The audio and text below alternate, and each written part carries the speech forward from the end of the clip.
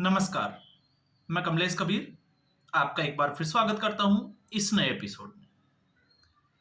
आज के इस एपिसोड में एक बार फिर हम बात करने वाले हैं अरविंद केजरीवाल की। अब अरविंद केजरीवाल को हम इमोशनल ब्लैकमेलर कहें या ठग कहें, ये जो है वो सोच पाना बड़ा कठिन है।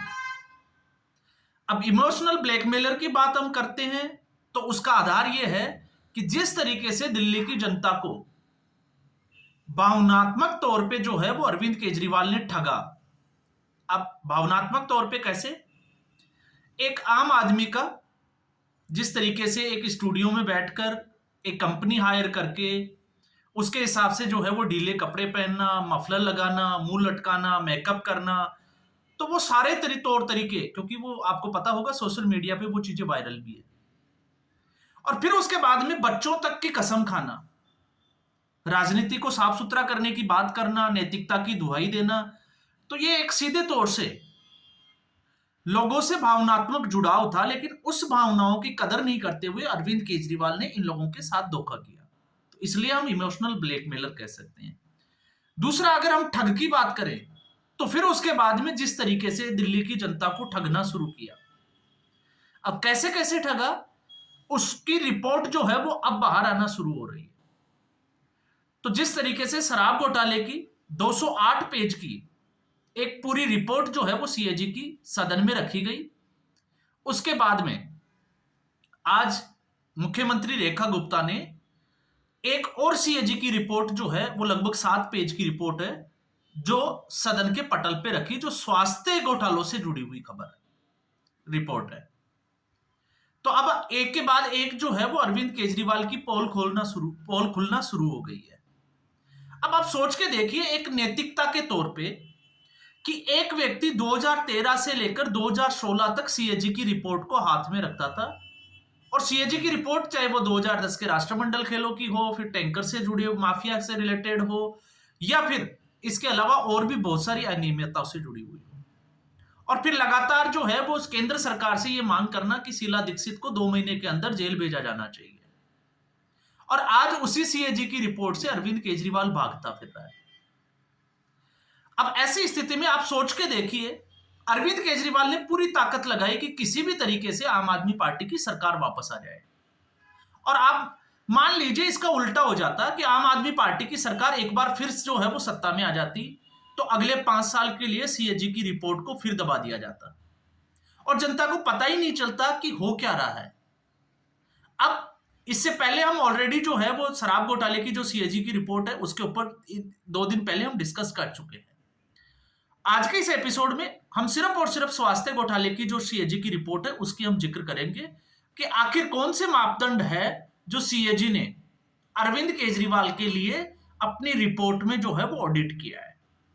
तो सीएजी की रिपोर्ट को यहां पर मैंने जो है वो डाउनलोड किया है। मैं हमेशा कहता हूं कि आप जो है वो किसी भी कोई भी यूट्यूबर हो, चाहे सोशल मीडिया प्लेटफॉर्म या मीडिया चैनल कोई भी हो, आप जो है वो फैक्ट्स को एक बार जो है वो उनको चेक जरूर करें।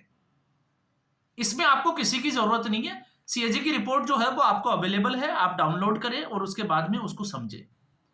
तो जब सीएजी की रिपोर्ट को हम निकालते हैं तो कुछ फैक्ट्स जो मैंने निकाले हैं वो मैं आपके सामने रखूंगा कि आखिर अरविंद केजरीवाल ने किया क्या।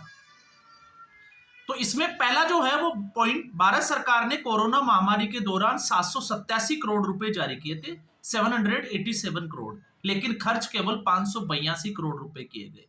ये उस वक्त की बात है 2020 से लेकर 2022 के दौरान, जिस वक्त अरविंद केजरीवाल जो है वो केंद्र सरकार के ऊपर निशाने लगाता था। खुद कुछ नहीं करना, शीशमहल में बिजी था, क्योंकि उसकी पार्टी केजरीवाल के लिए एक महल बना रही थी ताकि किसी को पता ना चले, हम ये कह सकते हैं। और लोगों को ऑक्सीजन तक की सप्लाई नहीं मिल पा रही थी, और अरविंद केजरीवाल सारा ठीक रहा जो है वो केंद्र सरकार के माथे फोड़ने पे लगे हुए थे। तो आप सोच के देखिए कि भारत सरकार ने दिल्ली, जो कि एक पूर्ण राज्य नहीं है, उसके लिए 787 करोड़ रुपए जो है उसका पैकेज दिल्ली सरकार को दिया, लेकिन दिल्ली सरकार ने पूरा पैसा खर्च किया ही नहीं, 582 करोड़ रुपए खर्च किए। तो 787 में से अगर 582 करोड़ हम माइनस कर देते हैं तो लगभग 200 करोड़ का। तो आप सोच के देखिए कि 200 करोड़ रुपए कहां गए। फिर उसके बाद में दिल्ली सरकार ने कोरोना महामारी से लड़ने के लिए स्वास्थ्य कर्मियों के लिए स्पेशली यहां पे एक पैकेज दिया गया था स्वास्थ्य कर्मियों के लिए। आपको पता होगा उस वक्त जितने भी जो स्वास्थ्य कर्मी थी उनके लिए हेलीकॉप्टर से पुष्प वर्षा तक भी की गई थी। वो केंद्र सरकार का एक मोटिवेट करने का एक तरीका था स्वास्थ्य कर्मियों का। और उसमें से जब 52 करोड़ रुपए दिल्ली की सरकार को दिए गए तो दिल्ली की सरकार ने सिर्फ 30 करोड़ ही खर्च किए। यहां पर भी जो है वो लगभग 22 करोड़ रुपए जो है वो एज इट इज रह गए। फिर हम आते हैं कोरोना की दवा और पीपीई किट के लिए 119 करोड़ रुपए जो है वो जारी किए गए थे, लेकिन खर्चा सिर्फ 83 करोड़ का। तो यहां पर भी आप देख लीजिए लगभग 40 करोड़ के आसपास का डिफरेंस आ रहा है। मतलब केंद्र सरकार कोई राशि अगर जारी कर रही है तो उसको भी आम आदमी पार्टी की अरविंद केजरीवाल की सरकार ने जनता के ऊपर खर्च ही नहीं किया। और फिर ये कहते थे कि केंद्र सरकार ने कोविड महामारी के दौरान जो है वो अच्छे से काम नहीं किया। तो अब बात यहां हो जाती है कि क्या अरविंद केजरीवाल ने अपनी जिम्मेवारी बखूबी निभाई? इसके अलावा दिल्ली सरकार को 2016 से लेकर 2021 तक अस्पतालों में बेडों की संख्या जो है वो 32,000 बेड जो है वो बढ़ाने थे, लेकिन सिर्फ और सिर्फ 1357 बेड ही बढ़ाए गए। अब आप सोच के देखिए 32,000 बेड, दिल्ली एक मेट्रोपॉलिटन सिटी है, उसमें इतने बेड बढ़ाने की जरूरत थी तो 1357, जैसे कहते हैं ना ऊंट के मुंह में जीरा। और उसके बाद में या तो लोगों को बेड ही नहीं मिल पाए या फिर उनको जो है वो फर्श पे लिटाकर उनका इलाज किया गया होगा। यह स्थिति जो है वो दिल्ली में हुई। और फिर उसके बाद में दिल्ली सरकार ने सिर्फ आपको ये बड़ी इंटरेस्टिंग फैक्ट है। यहां पे आपने देखा होगा कि दिल्ली की जो सरकार, अरविंद केजरीवाल की जो सरकार थी, वो लगातार दावे करती थी हमने इतने स्कूल बना दिए जी, हमने इतने हॉस्पिटल बना दिए जी। अब उसकी रिपोर्ट भी हमारे सामने है। और दिल्ली सरकार ने सिर्फ 3 नए अस्पताल बनाए या फिर उन अस्पतालों का आधारभूत ढांचा बढ़ाया जिनको पिछली सरकारों ने शुरू करवाया था। मतलब अगर किसी स्कूल की बात करें तो स्कूल में एक क्लासरूम ऐड कर दिया तो वो नया स्कूल दिखा दिया अरविंद केजरीवाल ने। इस तरीके तक की जो है वो आम आदमी पार्टी ने दिल्ली के साथ साजिश रची। अब आप देखिए पिछले 11 साल का रिकॉर्ड कि सीएजी की रिपोर्ट ये कहती है कि सिर्फ 3 नए अस्पताल, इंदिरा गांधी अस्पताल, बुराड़ी अस्पताल और एमए डेंटल अस्पताल की लागत 6 साल से, ये 3 ऐसे हॉस्पिटल थे जिनकी जो है वो 6 साल की देरी करने की वजह से इनकी जो लागत थी वो बढ़ गई, क्योंकि अरविंद केजरीवाल ने इसके ऊपर काम करना, जिसको हम कहें कि वाजिब ही नहीं समझा, अपनी जिम्मेवारी ली ही नहीं। और टेंडर जो है वो बढ़ता चला गया, कॉस्ट जो है वो बढ़ती चली गई। तो इसका जो है वो अलग से दबाव जो है वो आपको पता होगा राजस्व के ऊपर आया। दिल्ली की स्वास्थ्य सेवाओं में बड़े पैमाने पर खाली पद रहे, ये भी एक मुद्दा जो है वो सीएजी ने उठाया है कि पद ही नहीं भरे गए, जिससे आधारभूत ढांचा खराब हुआ। अब आधारभूत ढांचा कैसे खराब हुआ? जिसमें मेडिकल कॉलेज में 503 पद, लोकनायक अस्पताल में 581 और आरजीएसएसएच में लगभग 579 पद जो है वो खाली रह गए। पद खाली होने से अब क्या इलाज में देरी हुई होगी या फिर जो मरीजों का जो इलाज होना था उसकी वेटिंग आपको जो है वो जानकर हैरानी होगी कि प्लास्टिक सर्जरी और जलने वाली सर्जरी में लोकनायक जयप्रकाश जैसे अस्पताल में 12 महीने की वेटिंग है। मतलब आपको आज अगर आप जो है उस स्थिति में, हम तत्कालीन उसकी बात कर रहे हैं अरविंद केजरीवाल की सरकार की, कि अगर किसी ने प्लास्टिक सर्जरी अगर वो बंद हुआ है तो उसको सर्जरी करानी है तो उसका नंबर 1 साल बाद आएगा, जबकि बच्चों की सर्जरी में साल भर की वेटिंग वो चाचा नेहरू बाल चिकित्सालय में। मतलब अब आप सोच के देखिए, आप कहते हो ना कि राघव चड्डा अगर वर्ल्ड क्लास इंफ्रास्ट्रक्चर जो है वो दिल्ली में है तो फिर इन लोगों को प्राइवेट हॉस्पिटल की जरूरत क्यों पड़ती है, खुद सरकार जो चला रहे। 21 मोहल्ला क्लिनिकों में शौचालय ही नहीं है, 15 दिन में जो है वो पावर बैकअप नहीं है और 6 महिला क्लिनिकों के पास चेकअप के लिए मेज तक उपलब्ध नहीं है। अब आप सोच के देखिए, हम शौचालय को हटा देते हैं, हम पावर बैकअप को हटा देते हैं, चेकअप के लिए जो है वो टेबल ही नहीं है। तो आप ऐसी स्थिति में जो मोहल्ला क्लिनिक है उसको आप देश के सामने किस तरीके से प्रोजेक्ट कर सकते हैं। और आप ये देखो कि जो एम्बुलेंस है उनमें जरूरी सुविधाएं नहीं है, या तो फिर एम्बुलेंस उपलब्ध ही नहीं है। लोकनायक अस्पताल के सर्जरी विभाग, ये मैंने आपको बता दिया। अब आता है सीएनबीसी, ये भी मैंने आपको बता दिया। तो आप सोच के देखिए, जब इस तरीके की स्वास्थ्य सेवाओं में अभाव है, तो फिर अरविंद केजरीवाल के 3 मॉडल। पहला मॉडल एक्सपोज किया गया दिल्ली के शराब घोटाले से, जिसमें अरविंद केजरीवाल पूरी तरीके से बेनकाब हो गए। और वो मॉडल था क्योंकि अरविंद केजरीवाल 2020 तक जो दोनों चुनाव लड़े, पहला चुनाव जो देश में जो है वो एक जिसको कहें कि भ्रष्टाचार विरोधी जो आंदोलन था, जिसमें जनमानस की जो भावनाएं थी वो अन्ना हजारे के साथ जुड़ी, और इसका फायदा उठाया अरविंद केजरीवाल ने। इसलिए 2013 का वो आपको पता होगा चुनाव जीता।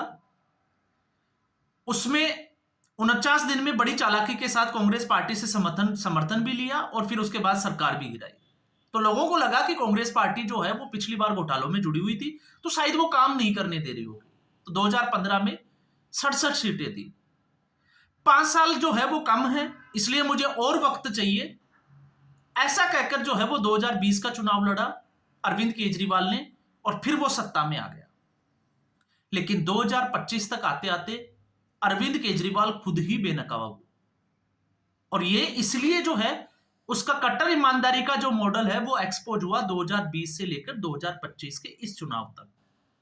लगातार एक के बाद जो है वो अरविंद केजरीवाल के झूठ, एक के बाद एक जो है वो लोगों को गुमराह करना, अलग अलग राज्यों में जाकर अलग अलग बात करना, और फिर वो आपको पता है कि आजकल जो है वो सोशल मीडिया का जमाना है, तो सारी खबरें जो है वो तुरंत बाहर आ जाती है। अब आज के इस सीएजी की रिपोर्ट में अरविंद केजरीवाल का स्वास्थ्य का जो मॉडल था वो भी एक्सपोज हो गया। और फिर उसके बाद में अब आप ये भी देखोगे कि कट्टर ईमानदारी का मॉडल जेल में रह गया, जो कि तिहाड़ जेल से।